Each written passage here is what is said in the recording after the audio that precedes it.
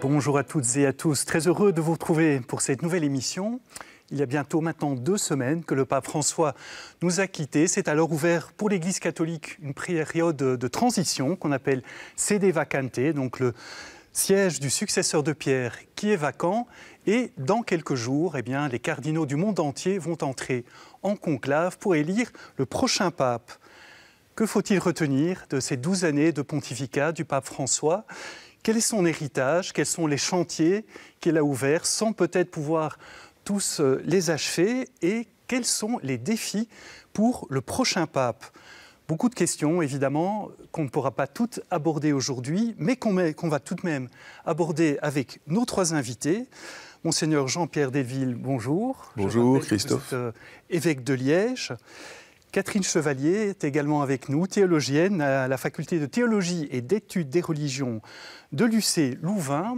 Et enfin, également avec nous, Angélique Tasio, qu'on connaît bien sur ce plateau et qui est journaliste à Catobel. Bonjour Christophe.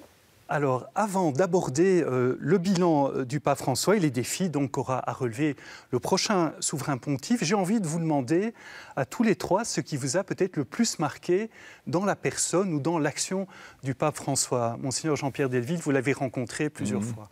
Alors moi, ce qui me marque le plus, évidemment, c'est son amour des pauvres, sa sensibilité à la personne pauvre et en difficulté, et aussi comment ça se répercute chez les personnes elles-mêmes. Quand on voit aujourd'hui des personnes qui affluent de partout et qui vont lui rendre hommage en se sentant rejointes grâce à lui. Ça, je crois, pour moi, c'est essentiel. Catherine Chevalier, même question. Qu'est-ce qui vous a le plus frappé chez François pendant ces 12 années? Oui, moi, on est frappé par tout ce qui sort ces jours-ci dans la presse. Et moi, j'ai envie de dire vraiment, quelle cohérence dans ces 12 années de pontificat. Il démarre avec son exhortation « La joie de l'Évangile ». C'est un homme souriant qui touche beaucoup par sa façon d'entrer en contact, cette présence auprès des plus petits. Moi, je suis aussi très touchée par ça. Et dans la joie de l'Évangile, on a aussi la question des disciples missionnaires. Et sur quoi se termine le document final du synode? La question des disciples missionnaires. Donc, il a réussi aussi à faire passer des avancées dans l'Église avec sa bonhomie, sa joie. Et avec ça, il a avancé en plus sur un tas d'autres dossiers, mais en cohérence avec vraiment ce désir d'être le plus proche des réalités, proche des gens, proche des questions de société. Je pense aussi à Laudato Si, etc. Alors pour terminer ce premier tour d'horizon, Angélique Tasio, qu'est-ce qui vous a vraiment frappé chez le pape François? Alors son sens de la vulnérabilité, évidemment, ça c'est incontestable. À titre personnel, il y a un texte particulier, une lettre qui a été écrite et publiée le 17 juillet 2024 qui m'a vraiment touchée, parce que c'est un éloge de la littérature. Alors on le sait, le pape François a été enseignant, et il a enseigné aussi la littérature, et il faisait vraiment l'éloge des textes de fiction en disant que ça permettait un décentrement, que ça permet de s'ouvrir aux autres et au mystère de l'autre. Et voilà, je trouvais ça vraiment extraordinaire et complètement inattendu, mais vraiment très inspirant comme texte. On peut le retrouver sur Catobel. Alors le pape François avait été élu en 2013 par un conclave assez rapide et avec ce mandat un petit peu des cardinaux à l'époque de réformer l'Église. Angélique Tasio, quelles sont les réformes que le pape François a initiées pendant son pontificat? Alors on le sait d'emblée, le pape François a dû intervenir au sein de la curie. Certains disent même que c'est ce qui aurait amené le pape Benoît XVI à abdiquer. Donc réforme de la curie qui était vraiment incontestablement nécessaire. Les finances n'étaient pas au beau fixe, et puis il y avait manifestement beaucoup de débordements, voire d'abus. Donc ça, c'était la première chose. Le cléricalisme. Alors le cléricalisme, c'est le fait que certains au sein de l'Église se sentiraient supérieurs à d'autres parce qu'ils sont notamment prêtres. Mais le cléricalisme, il peut aussi toucher des laïcs qui sont dans l'Église et qui sont un peu gangrénés par une forme de supériorité. Et le pape François s'est vraiment attaqué à ce cléricalisme. Ça l'a aussi conduit peut-être à ce synode sur la synodalité, qui est une inversion, finalement, une autre manière de réfléchir ensemble et de manière très symbolique. On l'a vu avec les petites tables lors du synode de la synodalité, qui a d'abord commencé de manière tout à fait locale et puis qui a terminé à Rome. Et là, il y avait vraiment des tables de réflexion et de dialogue. Donc c'était une manière qui était nettement moins hiérarchique que ce qu'on connaît habituellement.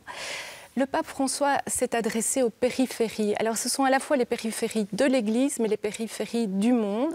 C'est pas pour rien qu'il est allé pour son premier voyage sur l'île de Lesbos. C'était quand même très symbolique de partir à l'accueil des migrants. Moi, je reste vraiment convaincue que le fait d'avoir vécu dans une famille qui a connu l'exil, ça a dû profondément le marquer, puisque son papa, rappelons-le, est parti, a quitté l'Italie. Donc c'est quand même ce chemin d'exil, il l'a connu, peut-être pas lui-même, mais en tout cas familialement, et ça a dû certainement marquer les conversations familiales. Et puis, le pape François part en ayant lancé l'année jubilaire de l'Espérance. Ça aussi, c'est un beau signe pour l'Église de lancer ainsi ce flambeau de l'espérance. Jean-Pierre Delville, donc le pape François a lancé en fait donc pas mal de chantiers. On vient de l'entendre. Est-ce que selon vous, globalement, le pape François a réussi à réformer l'Église? Il a réussi cette réforme? Alors, je dirais au niveau de l'esprit, il a vraiment insufflé un nouvel esprit. Et là, c'est une réforme intérieure, si je puis dire, spirituelle. Comme vous venez de le dire, cette lutte contre le cléricalisme, des choses pareilles, je crois que c'est très important. Alors ça débouche sur les grands synodes, sur la synodalité, ça c'est sûr que c'est la réforme principale. Elle est cependant totalement en cours. On est au milieu du gué, il le savait bien. Il laisse à son successeur le soin de mettre en musique les initiatives qui ont été lancées ou qui ont été suggérées. Le pape François, c'était pas du tout un canoniste, c'est-à-dire c'était pas un juriste. Donc, les propositions de réforme qui ont été faites, il les a presque jamais traduites en termes juridiques et autrement dit obligatoires. Ce qui fait que là, il faudra évidemment, à un moment donné, y arriver. Il y a une petite chose qui a été introduite, c'est par exemple que dans un diocèse, le conseil pastoral, qui regroupe normalement des laïcs essentiellement, qui était facultatif jusqu'à présent, d'après le Concile Vatican II et d'après le droit canon, est devenu obligatoire. Donc chaque évêque doit faire un conseil de laïcs obligatoire. Là, il y a eu, si vous voulez, une démarche juridique qui actualise, qui matérialise la réforme. Donc je crois que ça, c'est une chose importante, mais évidemment, il y a encore beaucoup de choses à réformer. Ce qu'il a fait, c'est quand même déplacer le poids du gouvernement de la Curie vers un autre groupe, qui est le groupe des 9 cardinaux, qu'il réunissait tous les 2 mois pour un genre de sénat. Le cardinal Danels disait d'ailleurs que c'était lui qui avait suggéré ça il y a déjà 20 ans, un petit sénat de cardinaux autour du pape qui décidait des grandes options à prendre, et en particulier la réforme des finances et des choses pareilles. Et quelqu'un m'a dit récemment, il ne faut pas oublier une autre chose, c'est que le matin, le pape François allait au palais apostolique, recevait ses visiteurs et avait un agenda fait par son secrétaire, mais l'après-midi, il retournait à Sainte-Marthe, là où il habite, la maison de l'autre côté de la basilique, et là, il avait un autre agenda, d'autres secrétaires, et c'était privé.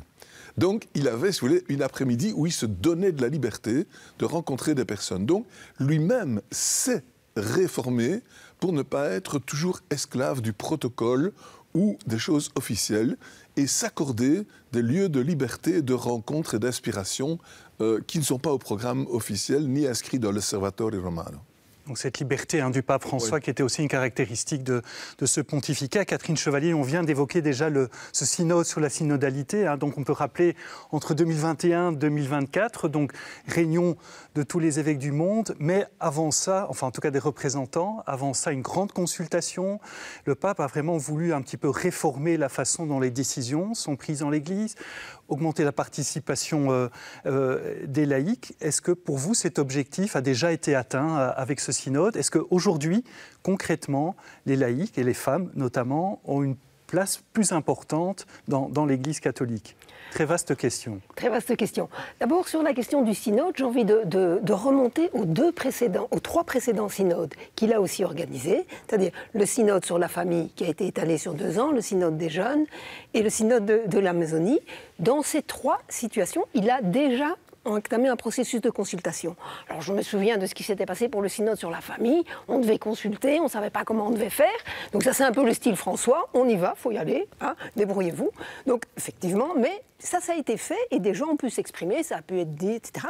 J'ai souvenir qu'en Belgique, on était surpris, que c'était même plutôt pas tellement les mouvements plus traditionnels qui s'étaient exprimés, mais plutôt des gens qui étaient dans une perspective d'ouverture, qui avaient pu prendre la parole et renvoyer des... Même chose pour le synode des jeunes, avec des gens présents, même chose pour le synode sur l'Amazonie. Donc, ce n'est pas une idée comme ça qui lui est venue tout d'un coup, c'est vraiment, pour moi, dans la cohérence de son pontificat, hein, dans sa cohérence de vouloir que tout le monde participe à la vie de l'Église. Après, le synode sur la synodalité, il y a eu ces étapes locales, et puis une étape que je trouve qu'on ne peut pas oublier, c'est l'étape continentale, sur base du document élaboré à partir de tous les continents. L'Europe s'est découverte, j'ai envie de dire, hein, parce qu'on n'a pas du tout, comme en Amérique latine, l'habitude de ce travail-là. Et ça, là aussi, il y a une idée. Ne devrions-nous pas aller vers une Église plus décentralisée, où certaines décisions peuvent se prendre? Donc il y a déjà aussi cette idée-là. Et puis après, on peut quand même dire aussi, aux 2 rencontres romaines, tout le monde a pu voter. Première fois qu'à un synode, les membres non-évêques ont pu voter. Donc là, il y a des choses. Alors, évidemment, ce n'est pas, comme le soulignait Monseigneur Delville, déjà inscrit dans le droit. Hein, et donc, on ne sait pas si un prochain synode aura d'autres membres non-évêques et s'ils pourront voter ou pas.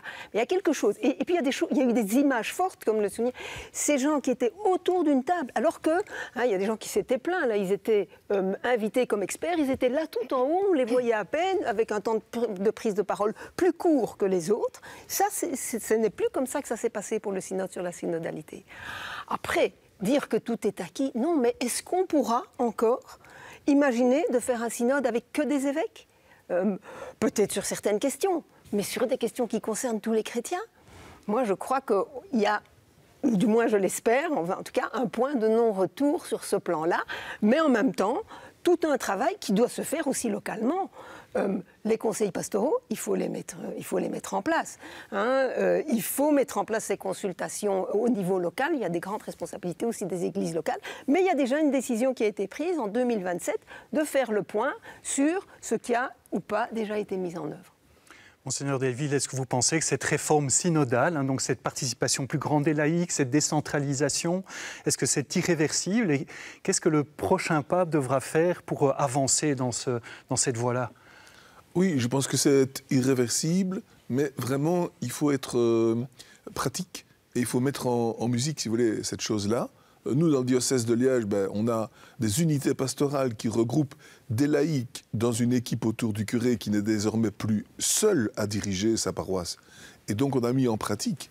De même, on fait des conseils qui sont des petits sénats, petits organes de consultation locaux. On l'a mise en pratique. Donc, il faut trouver des manières pratiques de faire. Et non seulement au niveau des diocèses, mais au niveau national. Et ça, c'est plus compliqué. Parce que jusqu'à présent, les orientations du Saint-Siège étaient d'interdire qu'il y ait une assemblée nationale des laïcs pour les églises de chaque pays. Donc on ne peut pas faire un conseil pastoral belge. Jusqu'à présent, si on le faisait, comme ils le font déjà quand même en Allemagne avec un autre nom, est-ce que ce conseil aurait une compétence, laquelle par rapport à celle des évêques? Ça doit être calculé, ça doit être évalué, ça ne peut pas être simplement l'objet de tâtonnement. Donc là, il y a encore du chemin à faire. Vous vouliez réagir, Catherine Chevalier, par rapport à ça?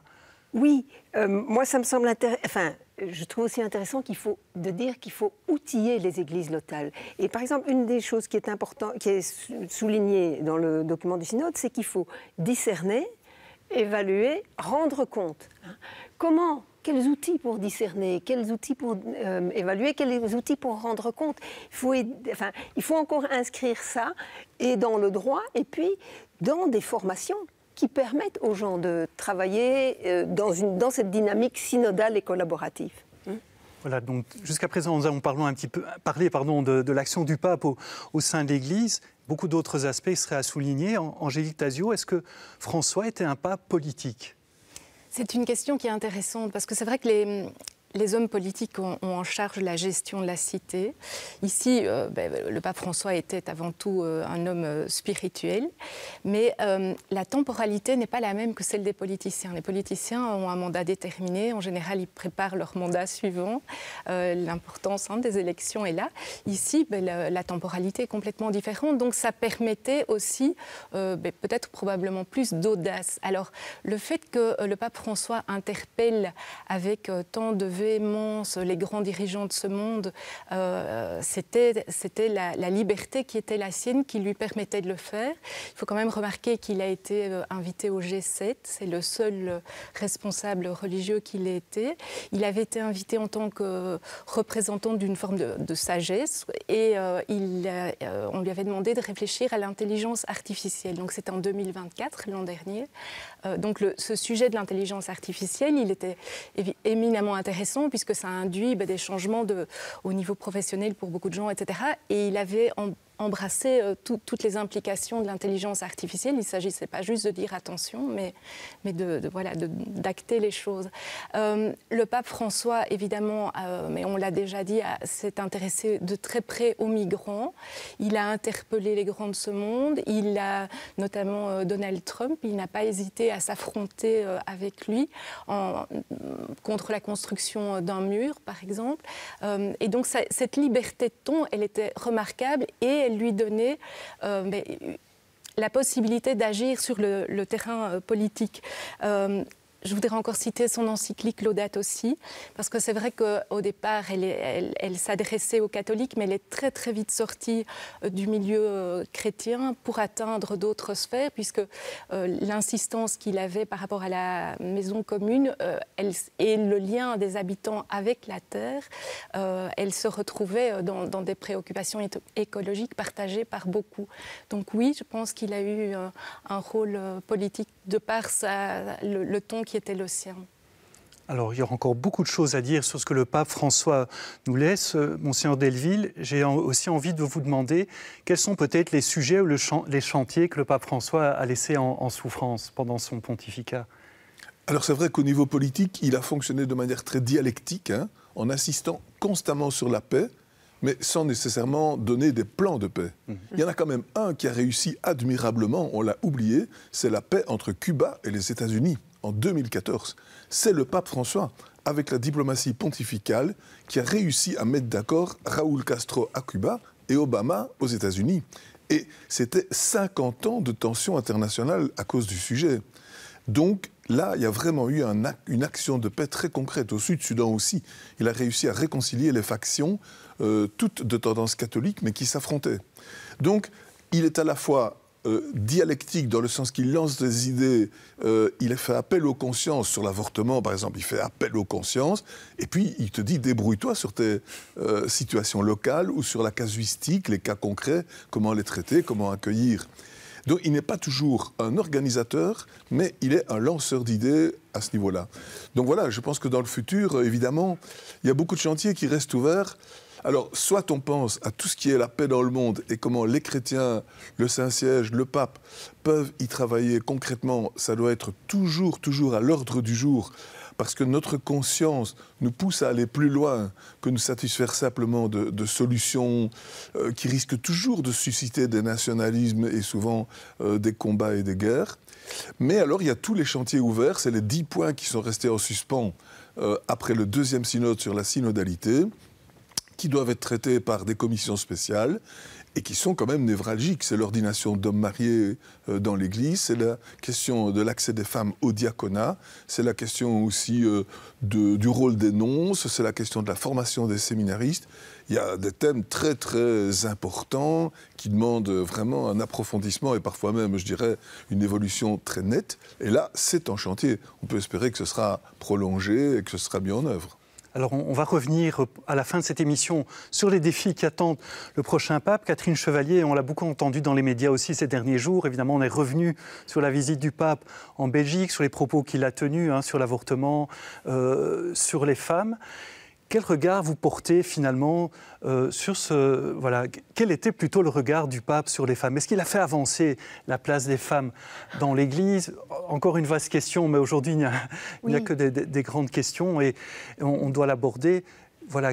Est-ce que vous êtes satisfait de ce qu'il a pu faire pour les femmes dans l'Église? Il y a des divisions à ce sujet-là, en tout cas, tout le monde n'est pas d'accord. Oui, mais moi je trouve qu'une chose qui m'a beaucoup éclairée, c'est qu'on a eu un échange suite à ça à Lucie Louvain et notre collègue Jean-Pascal Gay soulignait en fait la différence entre le discours idéologique et les pratiques. Et c'est vraiment ce qui s'est passé avec le pape François. Son discours idéologique, sa position sur la femme à Louvain-la-Neuve, je m'excuse, mais pour une femme de ma génération, c'est imbuvable. Hein. Et donc, pour moi, c'est un défi. Et dans les questions en souffrance, je dis comment réfléchir au discours à la place des hommes, à la place des femmes dans la société, avoir un discours qui montre, en même temps que aujourd'hui l'Église entend les changements de société sur ce plan-là. Pour moi, il y a cette question. Et donc, au niveau du discours, rien ne changé. Hein. Par contre, au niveau des pratiques, on doit quand même souligner des avancées. Je l'ai souligné tantôt en parlant du synode, mais tout le monde a pu voter, donc y compris des femmes ont pu voter au synode. Il y a aussi eu la fameuse constitution de la curie, parce que là, il y a quand même quelque chose qui a été transcrit dans le Croix, hein, Predicate Evangelium, la nouvelle constitution de la curie, et où des laïcs, donc des femmes, peuvent avoir un mandat, peuvent être responsables de dicaster, hein, et des responsabilités qui sont limitées à 5 ans, hein, éventuellement renouvelables. Mais donc là aussi, hein, il y a eu des gestes, et non seulement il a inscrit ça dans le droit, mais il a nommé des femmes à différents niveaux de responsabilité, jusqu'à une femme responsable de dicaster pour le dicaster de religieux. Dicaster, voilà, sont les ministères du pape, ça, donc la première fois qu'une femme tient finalement la place d'un cardinal. Exactement, hein, donc ça c'est quand même intéressant. Il y a aussi, c'est quand même lui qui a lancé la réflexion sur l'ouverture du diaconat aux femmes, et la question reste ouverte, hein, même s'il a à un moment fait une sorte de retour en arrière où on se demandait qu'est-ce qu'il lui prenait, mais c'est aussi le style François, ça.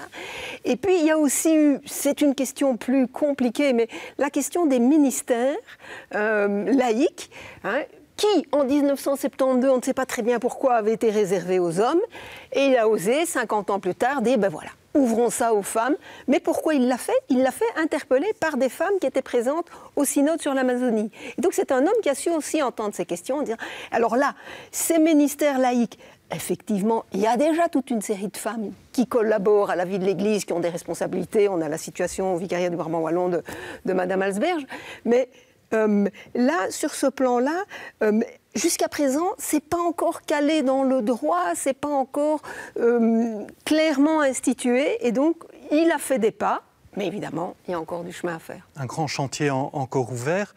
Angélique Tazio, quel est le défi, ou le premier défi, ou les principaux défis que devra affronter le prochain souverain pontife pour vous? Moi, je pense à la sécularisation. Parce qu'on est à travers le monde avec des rythmes extrêmement différents. Or, il y a une immédiateté maintenant. On sait ce qui se passe partout dans le monde. Et le fait d'avoir une Europe qui est quand même nettement plus progressiste, extrêmement sécularisée. Hein, Monseigneur de Quezel en a même fait un livre. Et puis le reste du monde et les autres continents qui ont un rapport différent à cette modernité. Je pense que ça va être une difficulté majeure d'arriver à concilier l'ensemble, sachant que la sécularisation, elle va probablement gagner d'autres continents par la suite. Donc voilà, je pense que ce sera l'enjeu, ou l'un des enjeux majeurs en tout cas. Monseigneur Delville, on dit parfois que l'Église est un peu divisée à la fin de ce pontificat de François. Ce sera un défi du prochain pape de tenir à la fois diversité et unité? Oui, ça, il n'y a pas de doute. C'est pas du tout évident, en effet, puisque suivant les continents et les cultures, les sensibilités sont quand même différentes, quoi. Et donc, il faut arriver à articuler ça d'une façon un petit peu plus structurelle, si je puis dire, le respect des différences, quoi. L'affrontement, comme vous dites, de la sécularisation, c'est important, parce que ce qu'on voit aujourd'hui, mais en Europe en particulier, c'est un retour des jeunes à la dimension spirituelle et même à la dimension sacrée, ce qui fait que la foi passe aussi par les signes, par les expressions extérieures, et il faut pouvoir respecter cela, pas simplement parce que c'est du décorum, mais parce que ça peut venir vraiment d'une source très profonde, qui est la recherche du sens de la vie dans un monde qui devient tellement dangereux et menacé. Et si pour un jeune d'aujourd'hui, la vision d'avenir est bloquée, ou même catastrophique, eh bien, il va trouver dans la foi chrétienne un nouveau moteur pour affronter cela. On doit donc respecter la sensibilité qui redécouvre la religion à partir de ces nouvelles questions existentielles. Donc voilà, c'est une sensibilité que l'on doit avoir, et il faudra, je crois, articuler cela à la différence des cultures.